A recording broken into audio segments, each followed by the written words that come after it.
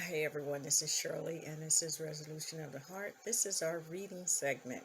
I'd like to welcome you guys back, or any one of you, or just one of you, or just me sitting here talking to this phone. It doesn't matter because eventually, hopefully, one day, 1 year, somebody will look at this video. My kids would be wonderful. And those who all want to know a little bit more about who wants to enjoy this reading about Krishna, which Krishna is who we call God. Krishna is God. Let's just put it that way. And excuse me, as you guys already know, and I don't need to explain that God has many names. If you've been in the world at any time, if you're just still young and this is new to you, Krishna, God has many names, from Jehovah, um, from whatever to whatever. So don't get mixed up on the name Krishna. Krishna consciousness means that, on the journey to learning more about Krishna and to change and the philosophy. And that philosophy will change you anyway if it's really something that you want to do. My purpose is not here to change you or to take you away from your religion, whatever it is. That's between you and God, and you will know that. So I'm just reading the book because I need to read for my own impediment that I have. Also reading for family, friends, and I hope to consider you a friend and anyone else. So now you guys know the last time we started here.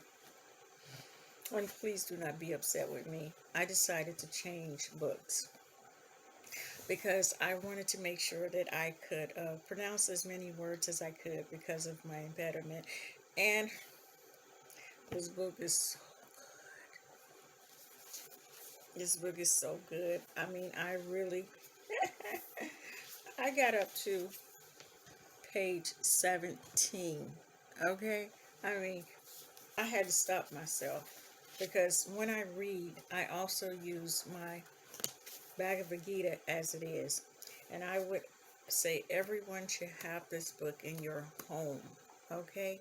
This book um, will it will just change you along with having a bona fide representative from Krishna conscious. You can say guru, you can whatever you want to, however you want to say it. But I say this is the book of life for me, along with this one and all the other ones. Okay, so the philosophy is fabulous. It will change your life, and it will definitely, if you don't, it will enhance your life. Okay, and my purpose here is just to give you some good stuff here. Okay, so we're not gonna do this one because I don't think this one is appropriate. Simply for the fact that it has so much, it refers to a lot of background stuff in it that you may not be familiar with, and I don't have the mindset or the strength or fortitude to try to explain it because I am still a student myself, but I just want you guys to enjoy the reading. So we are going to be in this book. Hopefully it don't beat us up, okay? This one here, because let me tell you, what I learned is it's little, but it is so powerful. So hope that this is little and not as well, I know it's powerful, but not as so much background that you may not have. This is On the Way to Krishna Consciousness. That's the name of the book. Isn't that pretty? Wow. I like this right here. I think that's a peacock. It is. Isn't that pretty?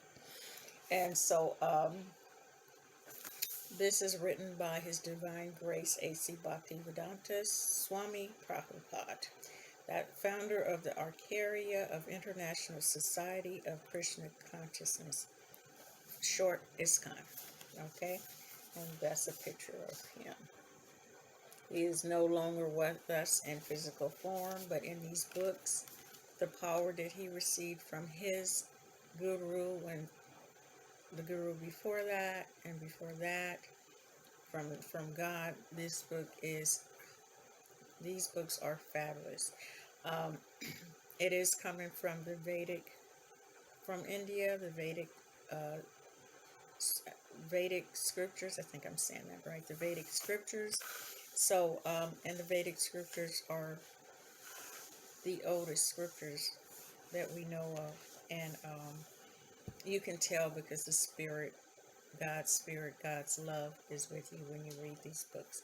I'm going to get started and stop chatting about how much I love it. We're 5 minutes in. Let me put my timer on. And I hope that you guys are having a wonderful day or evening. Um, we are going to go, I'm going to put 10 minutes here. So let's get started. Number one, through way to happiness. And because I have cataract, I normally use a marker, but I noticed on the last, let me put that on pause. On the last reading that it was making a noise. So I'm going to try to do this without without a marker, and hopefully my eyes don't bounce around too much. So just to let you know and to apologize for the previous reading. Let's get started.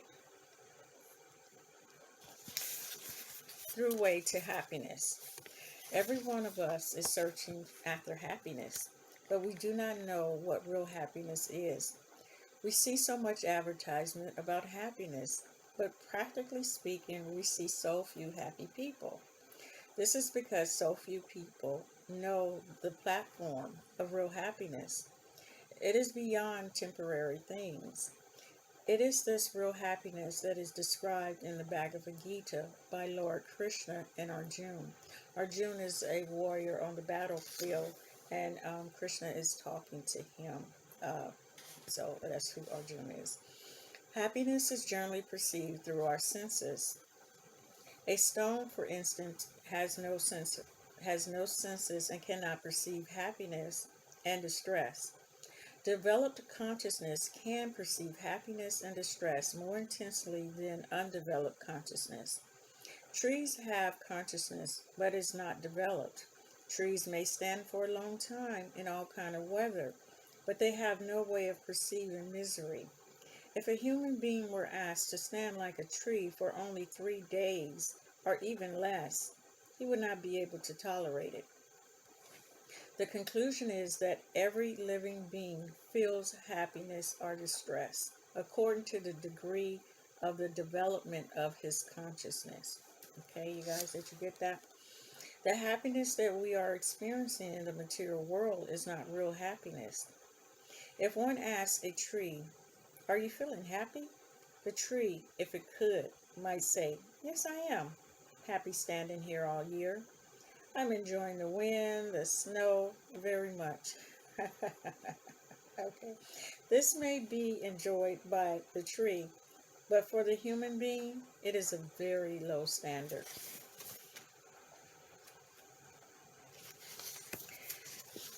of enjoyment.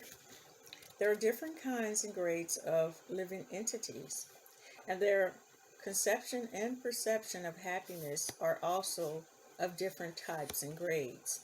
Although one animal may see that another animal is being slaughtered, he will go right on chewing grass, for he has no knowledge to understand that he may be next. He is thinking that he is happy, but at the next moment he may be slaughtered. In this way, there are different degrees of happiness. Yet, of all of them, what is the highest happiness? Sri Krishna tells Arjuna. And the joys, now there's Sanskrit in here, and I'm just going to pass by that. In the joyous state, samadhi, one is situated in balanced, boundless, transcendental happiness and enjoy himself through transcendental senses. Established thus, one never departs from the truth. Bodhi, Buddhi, I guess that's how you said it. Bodhi means intelligence. One has to be intelligent if he wants to enjoy. Animals do not have real developed intelligence, and so cannot enjoy life as a human being can. The hands, the nose, the eyes, the other sense organs, and all bodily parts may be present on a dead man, but he cannot enjoy. Why not? The enjoying energy, the spiritual spark, has left, and therefore the body has no power. If one looks further into the matter with a little intelligence, he can understand that it was not the body that was enjoying it at all, but the small spiritual spark that was within. Although one may think that he is enjoying by bodily sense organs, the real enjoyer is the spirit, that spiritual spark. That spark always has potency of enjoyment, but it is not always manifest due to being covered by the material tabernacle. Although we may not be aware of it, it is not possible for the body to experience enjoyment without the presence of a spiritual spark. If a man is offered the dead body of a beautiful woman, will he accept it? No, because the spiritual spark has moved out of the body. No one, not only was it enjoying within the body, but it was maintaining the body. So I hope you guys got that part.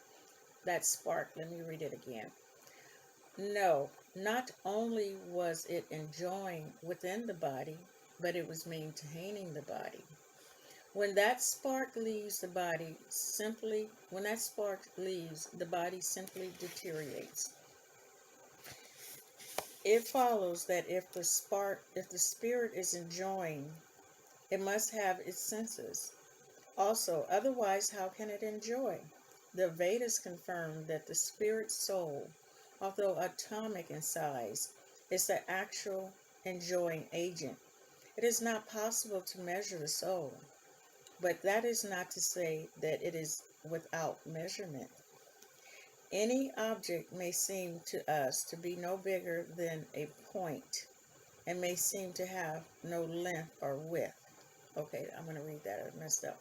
An object may seem to us to be no bigger than a point and may seem to have no length or width. But when we perceive it under a microscope, we can see that it has both length and width. Similar, the soul also has its dimensions, but we cannot perceive them. When we buy a suit or a dress, it is made to fit the body. The spiritual spark must have form. Otherwise, how is it that the material body has grown to accommodate it? The conclusion is that the spiritual spark is not impersonal. It is an actual person. God is an actual person. And the spiritual spark being a fragmental part of him. I know I shouldn't do that. It's also a person. If the Father has personality and individuality, the Son also has them. And if the Son has them, we can conclude that the Father has them. So how can we, as sons of God, assert our personality and individuality and at the same time deny them to our Father, the Supreme Lord? Now there's a word here, atindriyam, Sanskrit word, means that we have to transcend these material senses before we can appreciate real happiness. Now there's a lot of Sanskrit sentence here. Who are aspiring after spiritual life are also tasting enjoyment by focusing on the super soul within. Now I need to say that the super soul is God, because God is in our heart, and he's called the super soul and the Paramatma. Just information. If there's no pleasure, if there's no enjoyment, then what is the point of going to so much trouble to control our senses? What kind of pleasures are the yogis relishing? They are taking so much trouble. The pleasure is anante, endless. How is this? The spirit soul is eternal, and the Supreme Lord is eternal. Therefore, reciprocation of their loving exchange is eternal. That sounds good, don't it? That sounds really good, okay? How would you love to just be in bliss or to just love God and that reciprocation, that exchange? I mean, come on, you guys. Really? And it's really possible, okay? Like it says, why would the yogis go through such trouble? Back to the book. One who is actually intelligent will refrain from the flickering and sensual enjoyment of this material body and fix his enjoyment in the spiritual life. His participation in spiritual life with the Supreme Lord is called Rasaliya. We have often heard of Krishna's Rasaliya. Now, you guys may have not heard of it, and I just got a little taste of it when reading a different book. I can't explain it to you here, but I think it's that special dance that you do with Krishna. It's spiritual. We have often heard of Krishna's Rasaliya with the cowherd girls in Vrindavan. That is not like an ordinary exchange that takes place between these material bodies. Rather, it is an exchange of feelings through spiritual bodies. One has to be somewhat intelligent to understand this. For a foolish man who cannot understand what real happiness is, seek happiness in the material world. In India, there is a story of a man who did not know what sugar cane was and was told that it was very sweet to chew. "Oh, what does it look like?" he asked. "It looks just like a bamboo rod," someone said. So the foolish man began to chew all kind of bamboo rods. How can he begin to experience the sweetness of sugar cane? Similar,